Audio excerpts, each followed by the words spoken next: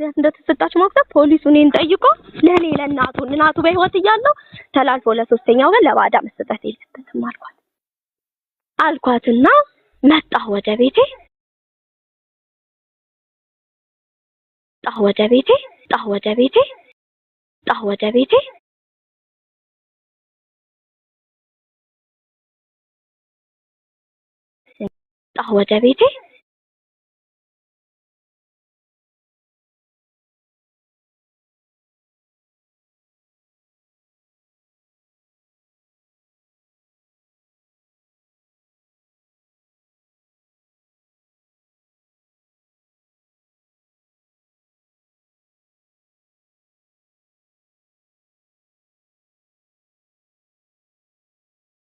ሷም ለወደፊት የቤት ክራያችን 7000 ብር ስለምትከፈል እሱ ላይም ደግሞ የመብራት የውሃ ገና ጭማሪ ያስፈልገዋል ያስቀመጥኳት ብር አለች ተፈትሾ አካውንቴ ላይ የተገኘው እሱ ነው የታረጋለሁ በኋላ ስትለኝ አቅም የለኝም ከምከፍልሽ በላይ አልከፍልም እንደዛ ከሆነ ቤት ፈልጊ ከዛ በጣም ተናደዱ ምን ነው እንዲህ ሰው እንደሌለሽ ያሚያምላይሽ ላይ የሚነሳው ገና ሳታርፊ ላይ አለችና እቺ ጓደኛዬ ቤት ፈልጋ ራሷ ቤታካና አስሜን ተጣዋላ ስላልሽ ነው አለፍሽው እስር ቤት በዚህ ጉዳይ እስር ቤት ተጠራው ታሰርኩ ከዛ ልነግርሽ አይደል ሁለት ዙር ዕቃ ጭነን ሶስተኛው ዙር ደከመን ሲደክመን አረ ደግሞ የቀረው ነገ ይጫናል እንረፍ ተባለና እዛው ጓደኞቼ ቤት የለም እነዚህ በፊት ተከራይቼ የምኖርባቸው ሰዎች በፊት ለቀቄ እነሱ ጋር ቁጭ ብለን ሁለት ሶስተኛ የመጨረሻ ዕቃ ነበር የተወሰነ ዕቃ አንድ ሚጫን እሱን ልንጭን ሄድ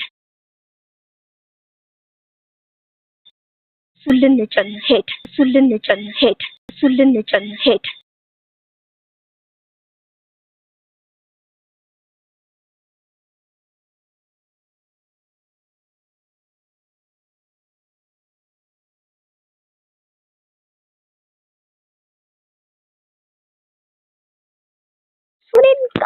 እሱኔን ከሱ ልጅ እናቱን ይከሳል በቃ እንደ እብድኔ በጥፊ ስለመታሁት ነው የተከሰስኩት ብዬ ነው ያመንኩት በቃ እንተንቀጠቀጥኩ ልክ ትልቅ ባለስልጣን ተይዞ እንደሚካሄድ እፍን አድርገው ለሁለት ይዘውኝ ሀያት ፖሊስ ጣቢያ ከዛ ተቀባበል አንቺ ለልጁ የተሳሳተ መድኃኒት እየሰጠሽ ልጁ ልትገይ ምናምን ያልተባልኩት ነገር የለም ያላደረኩት ያልፈጠርኩት ከዛ እኔ አላደረኩም አልኳት ቃል ስጪ ያለችኝ ቃሌን እየተቀበሉ እኔ ቃል ተቀብዬ ወደ ቤቴ ነው እምመጣው ብዬ በማስብበት ሰዓት ተው አይነካህም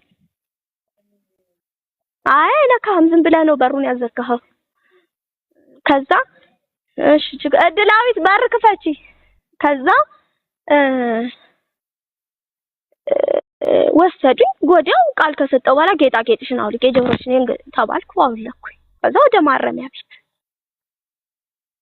ከዛ 24 ሰዓት ታስሬ ቀረብኩ ፍርድ ቤት ስቀር ይሰቀጥጥሻል የሚነበበው ንባብ በ14 አመቷ ሴት ወንድ ልጃቸው ላይ የሰሩት ግፍ ነው የተባልኩት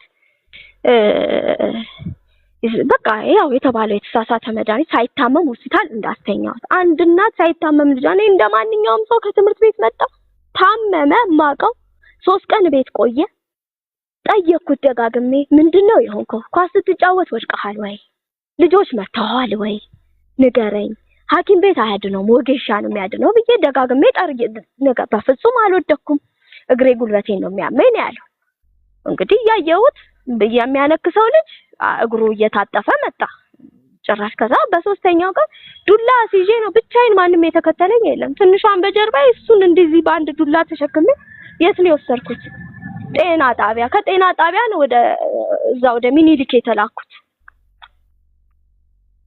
ከዛ ገባሁ 24 ሰዓት ታሰርኩ ወጣሁ ተነበበ ሳይታመም እንደተኛ ሆስፒታል መብላት መጠጣት እየቻለ እኔ እንደማላበላው እንደማላጠጣው የተሳሳተ መድኃኒት እንደምሰጠው ቃል በቃል ምነግርሽ ደግሞ አንተ ወፍ ዘራሽ ይባላልው አንተ በጣም ይዘቀጥጣል እኮ ላፌም እኔ ከብደኛል እንደዚህ አይነት ቃል ይቅርብን ለሰሚውም በጣም ከባድ ስለሆነ እንዲህ ተብዬ ነው ማድገው የሚል ከሳሽ በሌለበት መስካሪ በሌለበት ምን ተደረኩኝ እንደገና 24 ሰዓት ታስሬ በ24 ሰዓት ጠበቃ ቆሞ ነበረ። ጠበቃዋ አናገረችኝ ያለውን ሁኔታ ለሷ አስረድቻት ነበረ። እሷ አስረዳችልኝ። እንደገና አሁን ተስፋ እንዳታደርጊ ዛሬ ላትፈቺ ትችያለሽ አለች። ተስፋ እንዳታደርጊ ቀስምሽ ይሰበራል ልንገርሽ አለች። ችግር የለም አልኳት። 7 ቀን የታሰርኩበት እንደገና ለጊዜ ገደብ ምንድነው ለምርመራ ጊዜ ገደብ ተብሎ ተጨማሪ 7 ቀን ወደ ውስጥ ወደ ተመልሼ ወደ ማረሚያ ቤት እንድገባ ተደረገ። ከዛ 7 ቀን ታስሬ ድጋሚ ወጣ። ሁለተኛ ዙር ፍርድ ቤት ቀረብኩ። በ14 ዓመት ሴት ልጃቸው ላይ እንዴት አመሸ በ14 ዓመት ሴት ልጃቸው ላይ ባደረሱት በደል ተብሎ ነው። በመጀመሪያ በወንድ ልጃቸው ተባለ። ቀጠለ በ14 ዓመት። ከዛ ጠበቃ እዚህ ጋር እባክዎት በወንድ ልጅ ነበር የተባለው ስህተት ነው ተባለ። ተስተካከለ እና የምርመራ ጊዜ እንደ አዲስ ክስ ሊነበብ ሲል አሁንም ዳኛው አቁም ለሰሚም የሚሆን አይደለም አለው። የ14 ቀን የጊዜ ገደብ የተፈለገው ምንድነው? እኔ ሆስፒታሉ ምንድነው እስር ቤት ውስጥ እየታሸው ይቆይ ልጅቷ ከኔ ልትወሰድ ነው። በቃ ታርጌቱ ይሄ ነው፣ ሌላ አይደለም። ትንሿም ማለት ነው። እኔ ይሄንን ልጅ ብር ፍለጋ እሱ ለማሳደግ ሮጬ ብርም ብዬ ልጅም ያላሳደግኩት ጣሜን ስለምን ብሎኝ ነው የወጣው። ሲወጣ ከቤት አንቺን የታቀሻለሁ ብርሽን እንጂ ልከሽ የምታሳድጊኝን ብር ምትነልሽም ነው የሚለው። አልክድም እና ትንሽ እኔ ታውቀዋለሁ። እኔም አውቀው እነሱን ያሳደጉኝን የታቀሻለሁ ብሎኝ ነው የወጣው። መጥቶኝ እንደዚህ አይነት ቃል ተናግሮኝ ነው የወጣው። እንግዲህ ልጅ በእናት ምንድነው ልጅ በእናት ሲመታ ከባድ አይደል? ልጅ እናትን ሲመታ በኋላ ታሰርኩ። ተመልሼ ቀረብኩ። እንደገና የተሰጠችውን የ7 ቀን ሳትጨርሱ ሌላ ተጠይቃት ደንበኛዬ በውጪ አስፈላጊ ከሆነ በውጪ ይከታተሉ ጉዳያቸውን ተባልኩና በ3000 ብር ዋስ በመታወቂያ ዋስ እንደወጣ ተደረገ። 7 ቀን ታስሬ ወጣሁ። በጣም ቀስሜ ተሰብሮ እኔ በእውነት የምነግርሽ ሰው ልጠይቅ ፖሊስ ጣቢያ ሄጄ አላውቅም። እንኳን ልታሰር እንኳን ልራብ በቃ ምን ልበልሽ፣ በቃ ሞራሌ ተሰበረ። አዘንኩ በጣም በጣም በቃ እኔ እንጃ። እሱ ነው እንዲያደረገው ኧረ እሷ እንዲያላደረገም እሱማ እንዲያደርግም እያልኩ ከራሴ ጋር ማውራ ሰው ሆንኩ። እንደምንም ግን ተረጋግቼ አንድ እግዚአብሔር ይስጣት እህቴ ናት ሁሌም ከጎኔ የምትቆመው እሷ። ሁለት እነዚህ በጎኔ ያሉት ሁለቱ ሰዎች ለቀቄባቸው የመጣሁትና አንድ ጓደኛዬ እነሱ ሆነው እንድቆም እንድበረታ ቀን እንዳለኝ አድርገው ከተፈታው በኋላ ስራዬን እንድሰራ አደረጉኝ። ኑሮዬን እንድቀጥል አደረጉኝ። እግዚአብሔር ይመስገን። ከጊዜ ወደ ጊዜ ትረሻለሽ አይደል? ቁስልሽን የረሳሽ ትመጫለሽ። ግን የት ነው ስል በፊት አረብ ሀገር ትቼባቸው የመጣሁባቸው ሰዎች ጋር እንደተተወ ነው የማውቀው። በቃ እዛ ከሆነ እንዴ ከኔ የበለጠ ያሳደጉት እነሱ አይደሉ እንዴ? ይሁን ብዬ ነው ያልኩት፣ ስለሚመቹት ስለሚፈልጋቸው። እዚች ልጅ ጋር ግን ሄደ ከተባለ ጀምሮ ግን እረፍት የለኝም። እኔ እረፍት የሚባል የለኝም። በቃ ይሄ ነው ለእኔ ይሄ ነው። እኔ እንዴት ነው የምትለው ላርጎ ተበጥብጦ ሱከት ይመስላል እንዴ? እንዴት ነው አልጋ ስር እንኳን ላርጎ ቆሻሻ በጥብጬ ስር አልጋ ስር ላስቀምጥ ልጁ እንዲቆሽሽ እንዲሸት እንኳን አልፈልግም ነበር። እጥብጥብጥብ አድርጌ ታማሚ አይመስልሽም ነበር። ካንሶላ ከምን ከቤት አምጥቼ ሆስፒታል እንኳን ብዙ አልጠይቅም ነበር።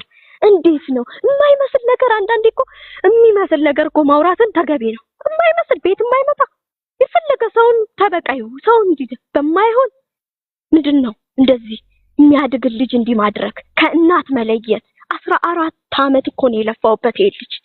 ቀልድ ነው እንዴ? 14 ዓመት ልጅ እንኳን ለራሱ ለሷም መከታ ይሆናታል እኮ። እንኳን ለራሱ ለሷም መከታ የሚሆን የሚያግዝ ወተት በጥብጣ የምታጠጣው ልጅ ነው እንዴ? ዳይፐር የምትቀይርለት ልጅ ነው እንዴ? አይደለም። አትሳሳት። አሁን ምን ተብሏል? ወደ ቤቱ እንዳይመለስ እንዳትሄድ እሷ ጋር እሰምቻለሁ። እንዳትሄድ ጥፍርህን ነቅላ አንገትህን ቆርጣ እንዲያድርጋት አሁን ለመሞቻ ነው ተብሎ ይሄ ልጅ እናቱን የሚፈልገው በምንዳው ነው የተባለውን አድርግ እየተባለውን መኖር ስላለበት መብላት መጠጣት ስላለበት መጠለል ስላለበት አድርግ ያሉትን እያደረገ ይኖራል እንጂ እንዲህ እየተባለ እኮ ነው ስለኔ እኔን ሆረር አድርገው እኮ ነው የሚያሳዩት በዙሪያ ያሉ ሰዎች።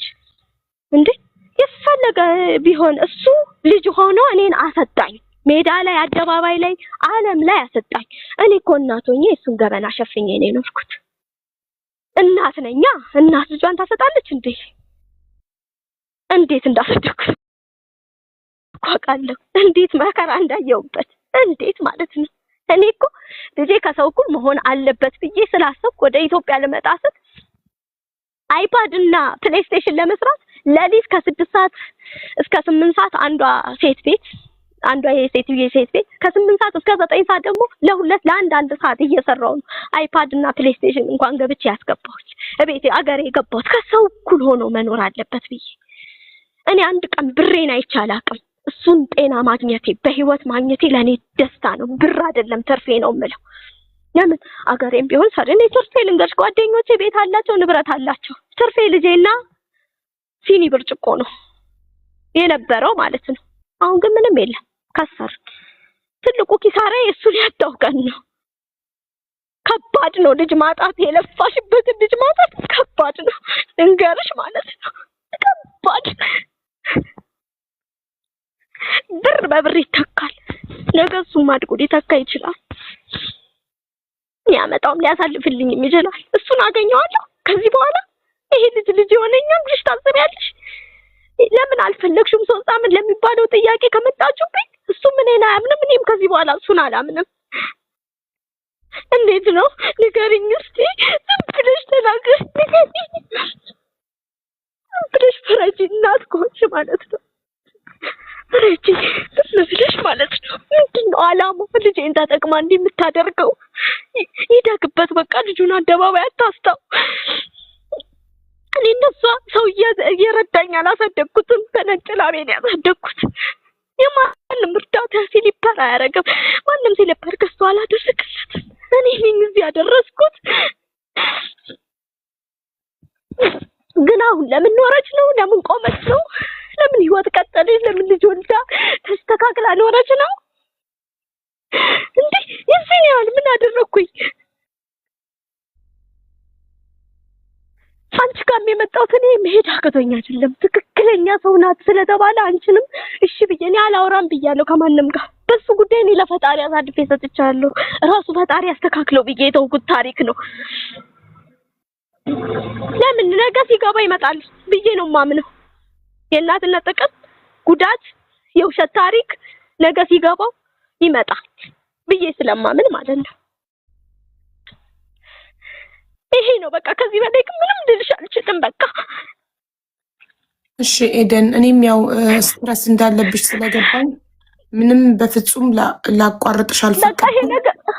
ይሄ ነገር ሲነሳ ያመኛል። ወደ በኋላ ነው የምመለሰው። በቃ ደስ አይለኝም። ለምን በቃ ያላደረኩት ያልሆንኩትን ነው ወንጂ ተባልኩት። እኔ ደግሞ አንድ ትልቅ ሆስፒታል ነው ያዘዘለት መድኃኒት በነርስ ኃይል ነው የሚሰጠው። እኔ በአይቪ ነው የሰጠው ነበር እንዴ?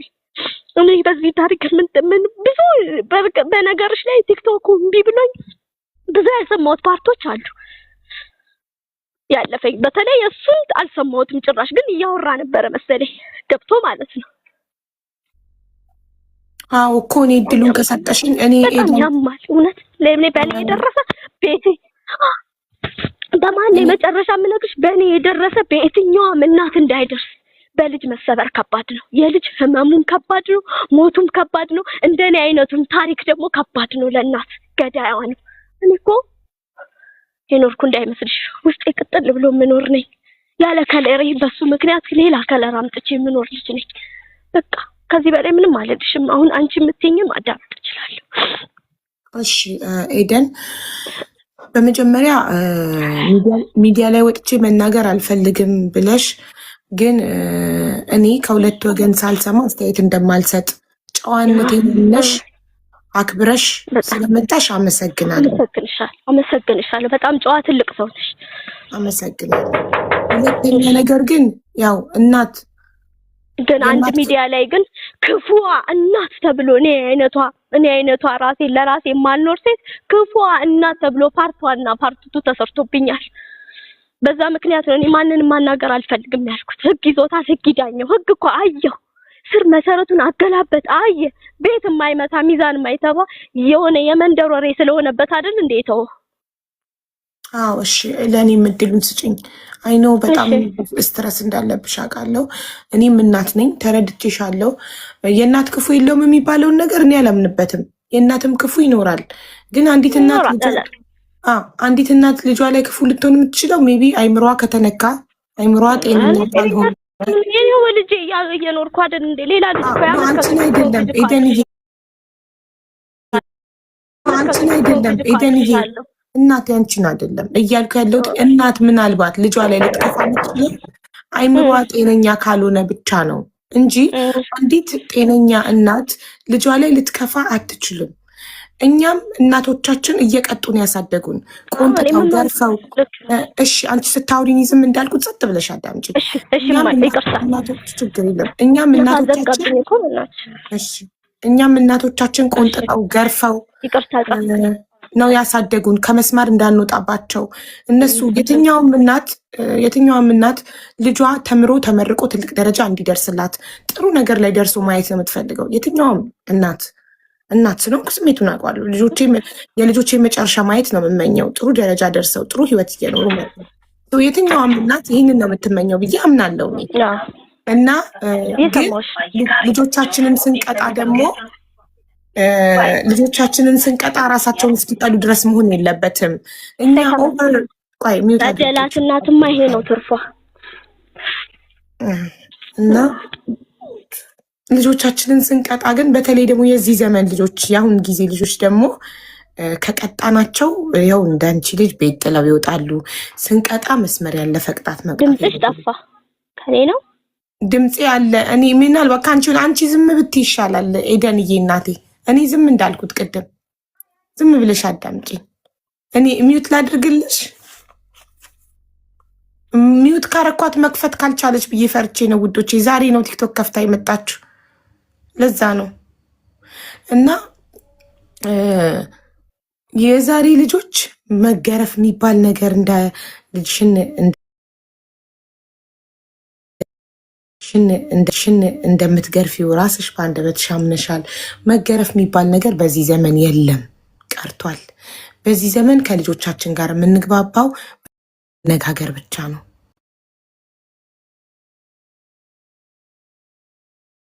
መነጋገር ብቻ ነው። መነጋገር ብቻ ነው።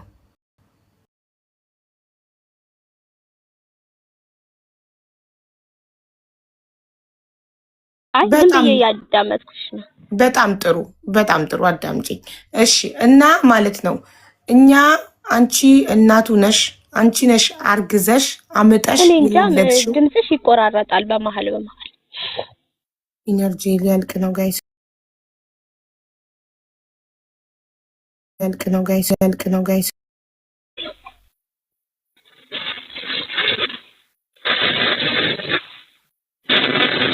አውቃለሁ እናንተ በጣም እንደዚህ ክፉ አትሆኑ ዝም ብላችሁ።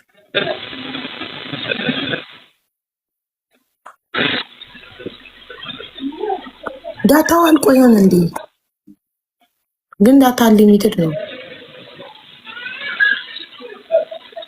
እስኪ ስተካከልላት ሚዩት ላርጋት እና ሚዩት ሳረጋት እምቢ እያለኝ እኮ ነው። ኔትወርኳ ሚዩት ሳረጋት እምቢ እያለኝ ነው። እምቢ እያለኝ ነው። ሞዴሬተሮች እየሞከሩ ነው፣ እየሞከርኩ እምቢ እያለኝ።